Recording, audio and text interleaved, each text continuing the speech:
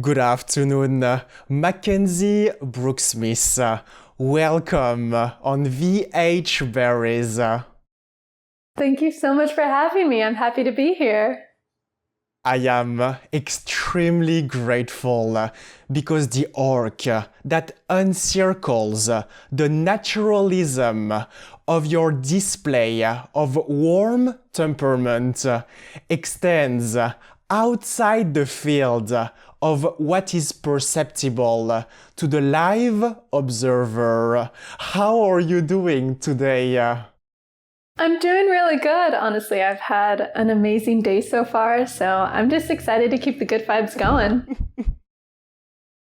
Absolutely, Mackenzie Brooke Smith, and your subtle shift in the unfolding prologue is redefining presence as you are weaving your flair for interpretation into the fabric of Blair in the feature film Phobias. That is one of my favorite roles to have ever played.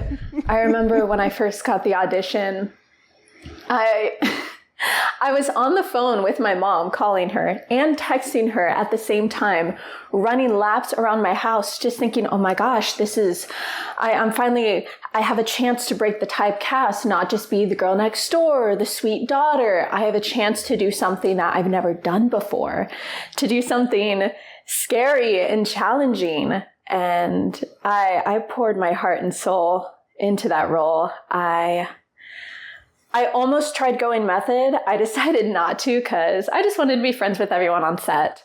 But in the 3 months leading up to filming that project, when I knew I'd booked the role, I had time to go over the entire script and just analyze the character.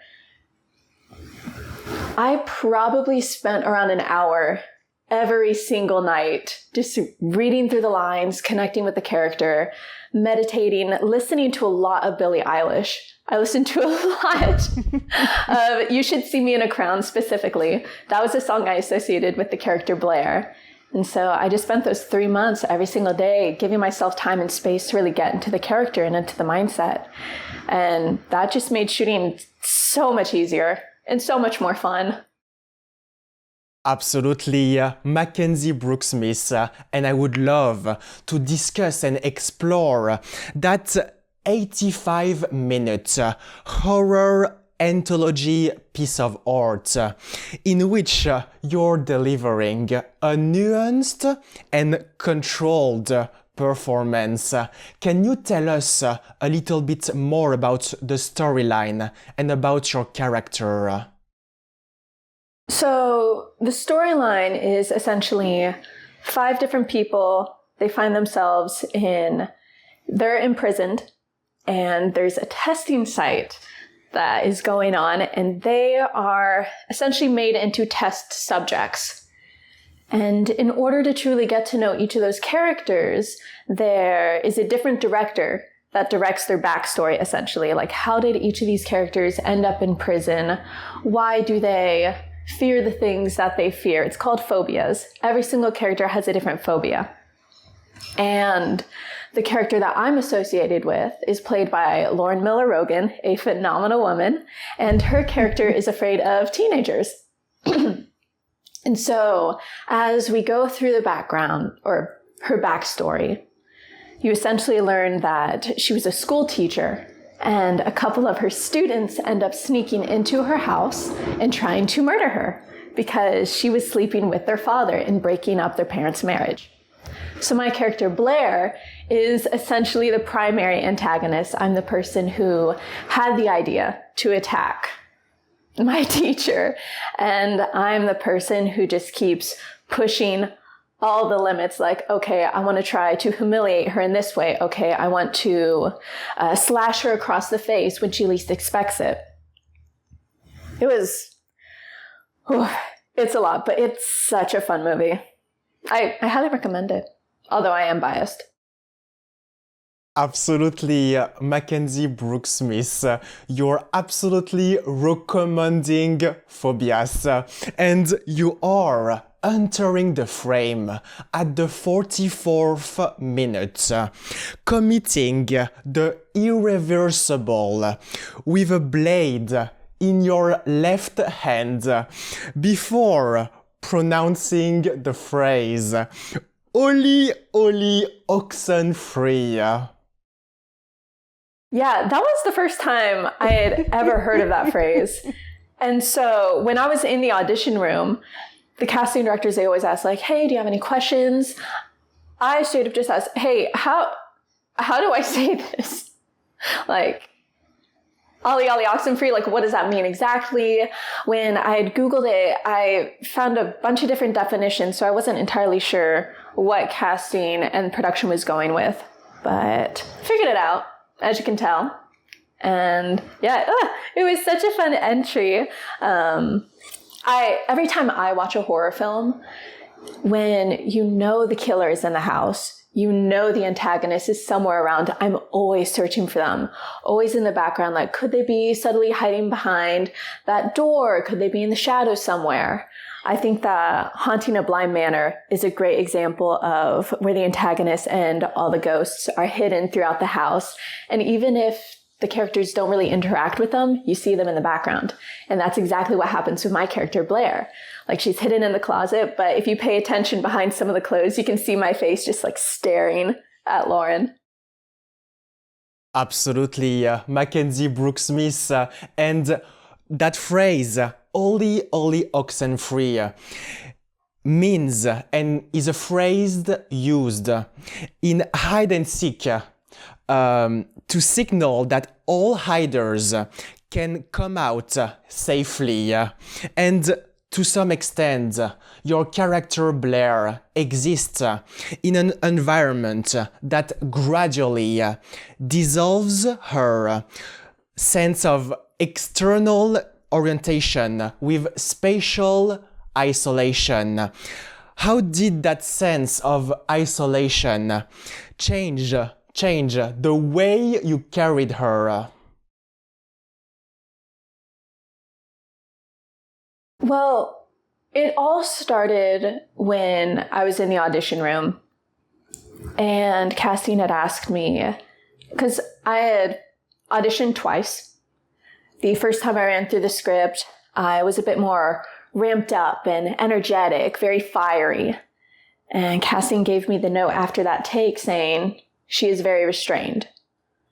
Blair possesses a really good control over her emotions, and she's trying to keep it together while also get her objective done. And as soon as I heard that, I just thought to myself, okay, she has to keep things inside because she has to keep her emotions at least a little bit away from others, because I think she herself has always been away from others. So as I was going through the character prep for those months, I just kept, I mean, when I was going through character prep, I was just completely alone in the dark, just forcing myself to deal with all of the worst emotions that Blair is going through. And that's how I created that sense of isolation, of I can't rely on anyone but myself. Like, sure, Blair has her brothers around, but it's very obvious that she knows that she's the one in control, and she knows that she is the only one who can truly get things done. And that's what she does. This is what she does, Mackenzie Brooke Smith. And furthermore, Blair is a very well-aware person, and she understands that timing is everything.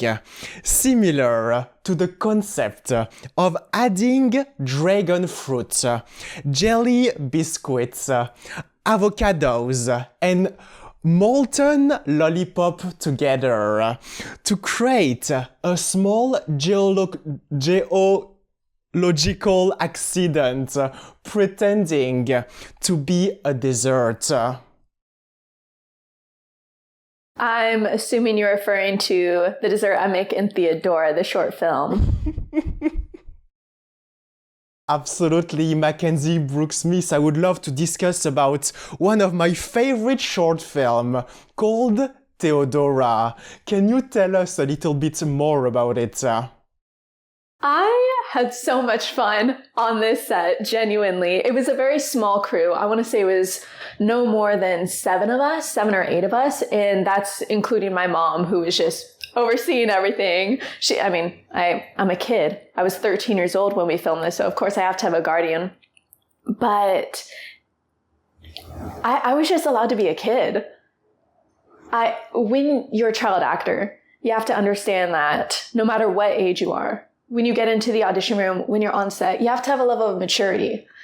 And and I definitely feel that having been an actor from a very young age, I've learned how to be very mature from a very young age. And there were times where I just wouldn't let myself really be a kid.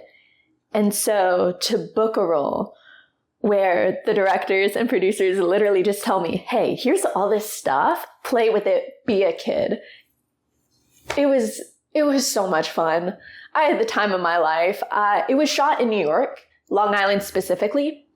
And so when I flew out there, get onto set, and they have this bowl in a kitchen, a whole bunch of ingredients. There's quail eggs, there's jelly donuts, there's open flame, but I wasn't able to handle that. That would be kind of a liability.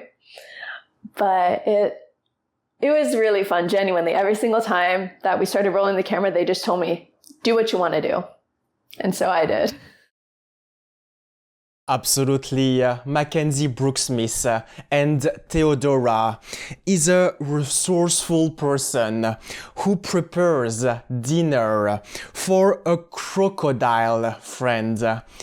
Can you tell us a little bit more about working alongside directors Travis Bogosian and Henry Chason to convert that script into a 290 seconds everlasting reality?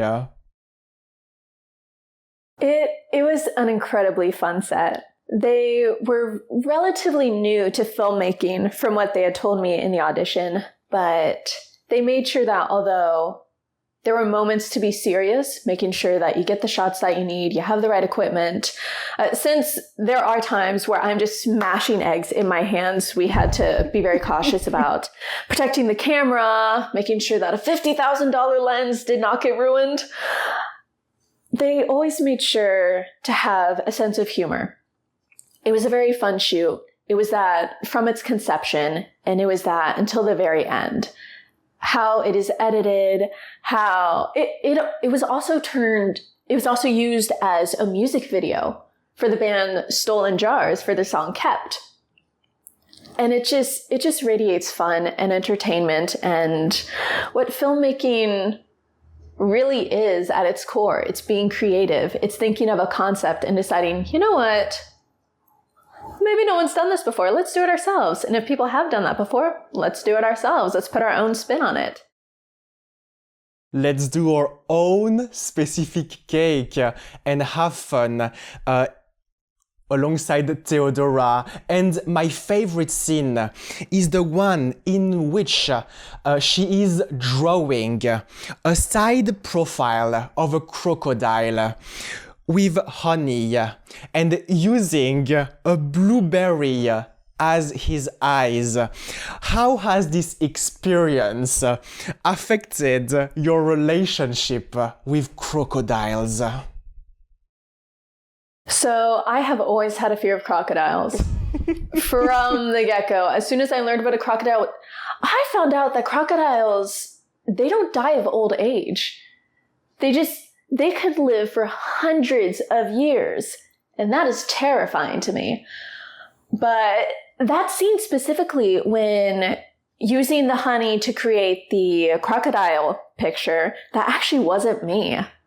So I believe the writer of the film, she had been like the double, the hand double. She had very young looking hands, and they were about my size. So when it came to the precision of working with the teeth, knowing exactly where to place the blueberry, she was in charge of that.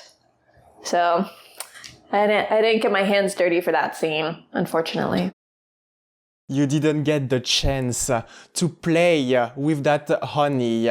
And as a matter of fact, if Theodora found her recipe alone in solitude, then a performance inherited at a family table finds its place in the family fang. In the, what was the last word? The family... The the family fang! The family fang. The family fang! Yeah, I actually shot that movie also in New York the exact same summer that I shot Theodora.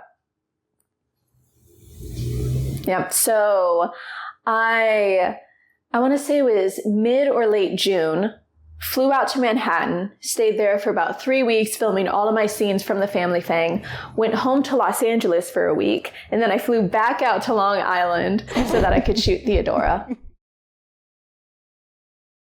Absolutely, Mackenzie Brooke Smith, you performed in those two pieces of art at a similar time.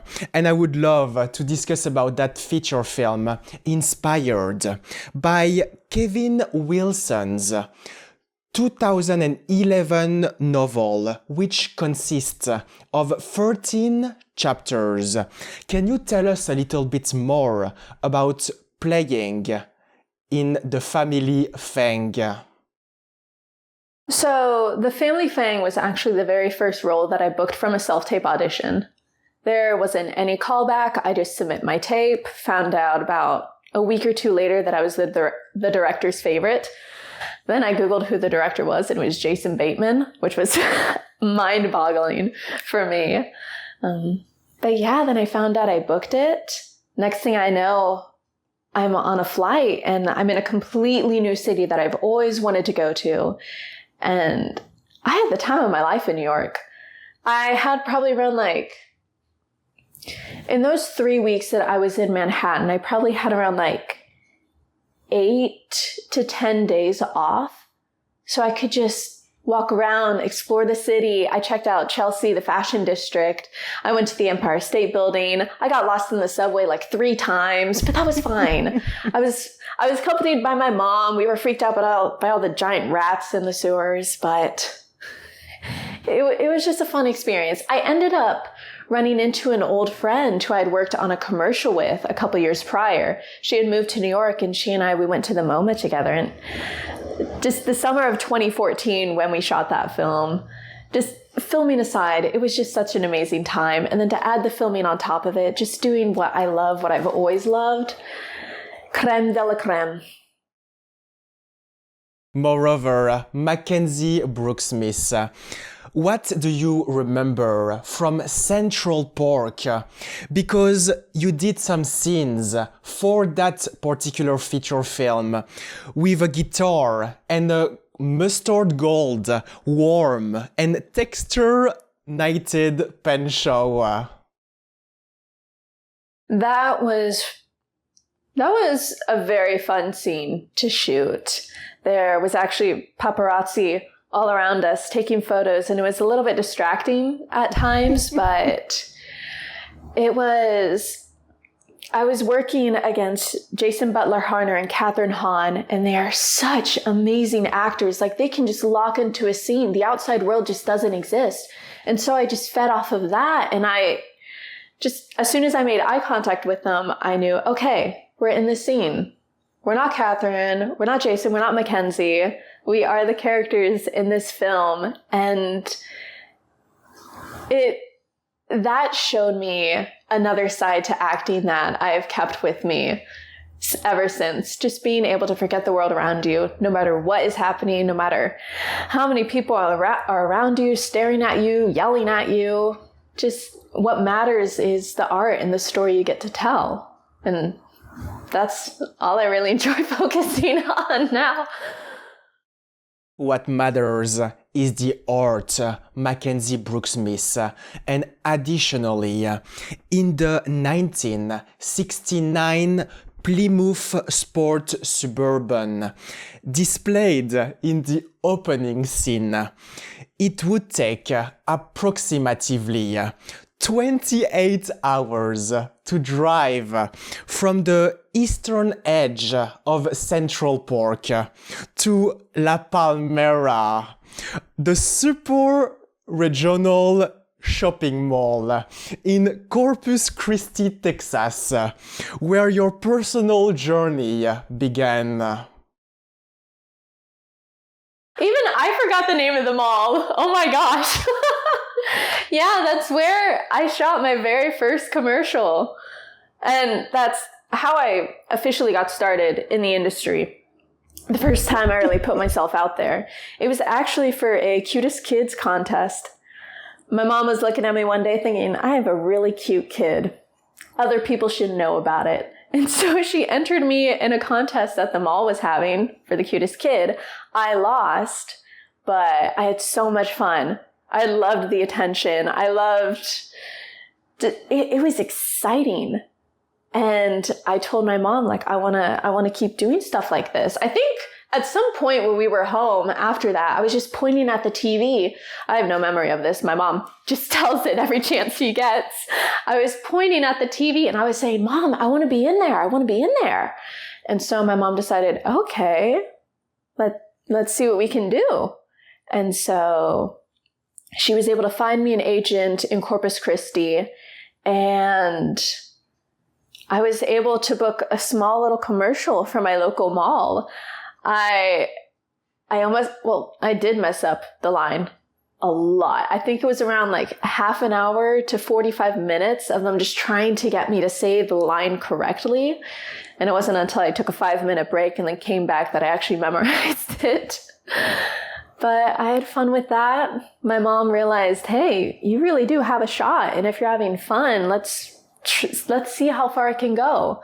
And so with advice from my agent, I had gone out to Los Angeles for the very first time for pilot season. And I spent 3 months in LA, specifically in Burbank. That's where a lot of transplant actors stay. And I booked a commercial for Barilla Pasta where I had to play tennis with Steffi Graf and speak German. So that's what I did. I was practicing holding the TV remote in my hand, watching some tennis matches, just practicing how to hit it, the backhand, like the underhand, as many tricks as I could possibly learn. And then I get to the audition. They hand me the script. It's a full sentence of German. Let me see if I can remember it. Ich bin Steffi, die große Tennisspielerin. That's horrible pronunciation, but I'm pretty sure that's exactly what I said. I retained it for the most part for 20 years now. Yeah. And after I had booked that, filmed it, my parents were just like, well, if she can do what she loves and also save up money for her own college fund, let's do it. So that's what I did. If I understood correctly, Mackenzie Brooke Smith, you are now a Burbank specialist because you spent a lot of time in that part of California. And you just mentioned the two words college found because you're currently developing a recurring presence at Santa Monica College on Pico Boulevard, crossing path with its mascot, Pico the Corsair. So they have a few different satellite campuses. I'm not at the Pico one, unfortunately. I've been there once. It's gorgeous. But unfortunately, I haven't had any classes there yet. But hopefully I'll cross my fingers. Yeah, going to Santa Monica College has been amazing because I initially went to Cal State Northridge. That's where I got my bachelor's, my parents had a rule with me, like, okay, I can pursue acting for as long as I want. I just have to make sure I have a college degree to go along with it. I need something that, worst case scenario, I can fall back on. So got a degree in creative writing and minored in psychology at CSUN. And then I decided, hey, I never took a film class there. If I want to make film my entire life, my lifelong career, I should probably study that a little bit more. And I thought about possibly getting a master's degree there, but I was looking at their program and talking to people who had gone through their programs.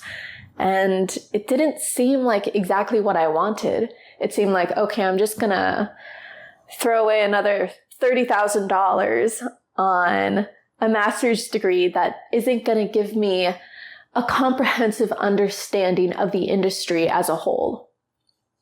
And so I met a few people that went to Santa Monica College, asked them about it, and they said all the right things. They had opportunities to probably work on sets, to work with large cameras such as a Sony Venice, to be able to work on sound stages, to be set up with internships that helped them get onto YouTube TV shows, film sets, commercials. And so I applied, I got in, and after, I want to say 2 or 3 weeks of taking a cinematography course, I was offered a gig as a camera operator on an AFI short film. It was very much a run and gun type of short film. I think it was untitled at the time, and I'm not entirely sure what happened with it, but the director came up to me. He hands me a camera and he says, stand on that side of the block, record everything. And just being able to have at least a little bit of freedom with that camera to get to really understand it, see what it's like to be a camera operator. It was fun. I was in the heart of Hollywood, recording the actors from far away, being able to get some B-roll shots of the atmosphere around me, and just feeling that connection to the plot by holding the camera.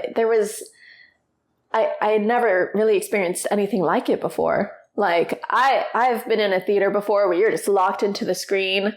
It is not the same, not even as an actor. And so kept taking classes, kept making connections within the industry. And I was able to be a focus puller, a first AC on a couple commercials directed by Tabrez Noorani, who is the line producer of Slumdog Millionaire. Slumdog Millionaire is one of my favorite films of all time, just how it is done, the plot, the story, the heart, the editing, everything. It's absolutely phenomenal, mind-blowing. So to all of a sudden just be on a set where I'm pulling focus and working with such an incredible team, people that I've looked up to for years. Santa Monica College. That's where you learn the skills. That's how you make so many connections.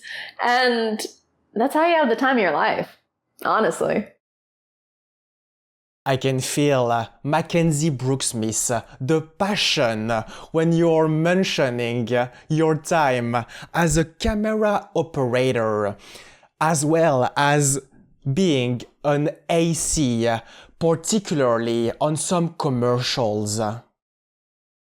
Yeah, it just showed me how, as much as I love acting, and acting is my number one, I plan on doing that until the day I die. I have so much love for working behind the scenes now. Just having just those few experiences.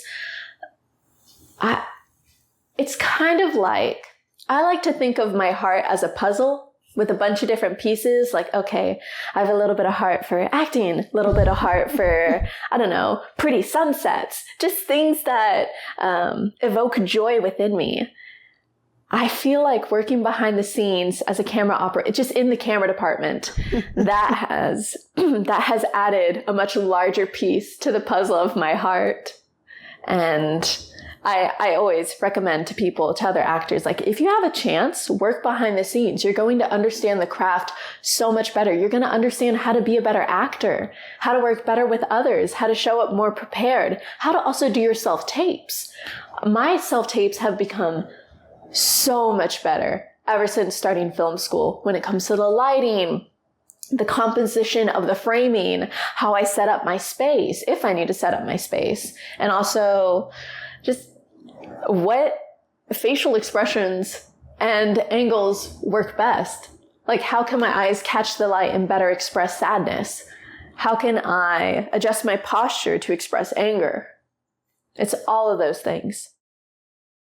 It is all of those things, Mackenzie Brooke Smith, and besides, never missing a sunny sunset again. What are your upcoming goals for the remaining of this year and the following one? So, I love New Year's resolutions, but I do not believe in forcing myself to achieve year-long resolutions. I like to separate the year into 4 quarters. So for the first 3 months, I will work on one goal, next 3 months, another goal, and so on and so forth.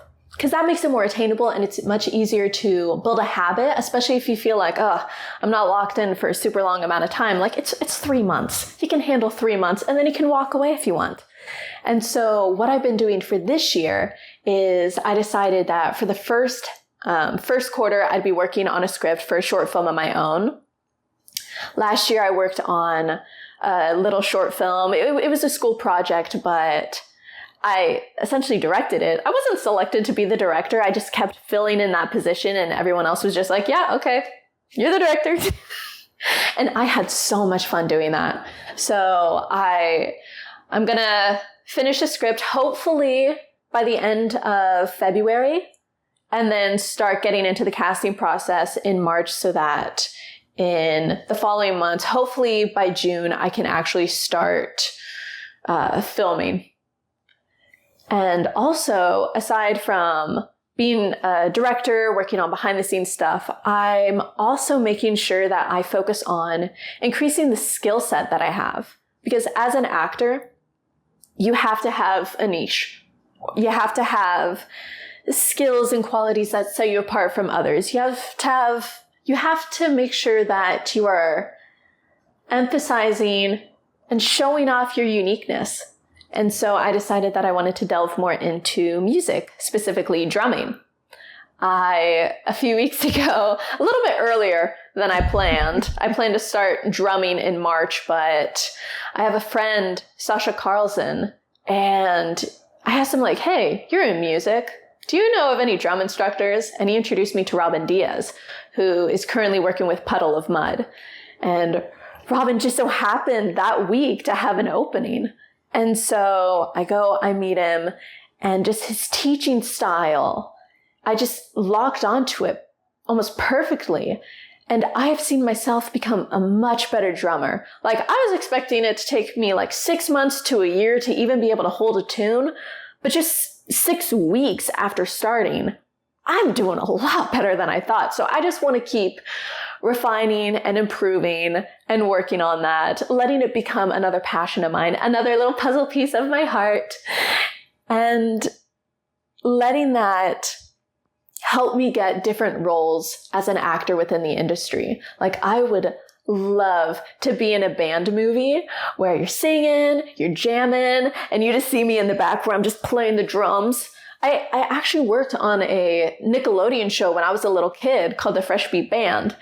And there's one scene where I had to be playing the drums. My character was young Marina, and she was the drummer of the band. And so I had to just like hit some drum pads, have the time of my life. We were like singing and dancing to Twist and Shout by the Beatles.